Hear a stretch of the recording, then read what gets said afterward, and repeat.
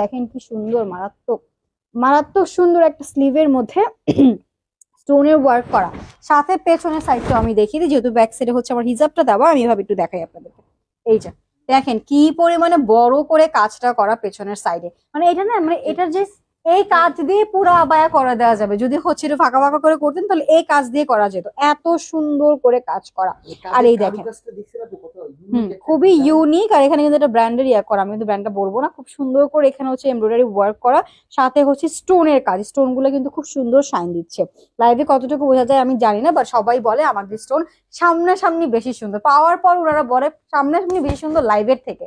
এই হচ্ছে আমার ব্ল্যাকটা, এটাও সেম প্যাটার্ন, জাস্ট কালারটা চেঞ্জ, ব্ল্যাক আপনাদের সবার পছন্দের।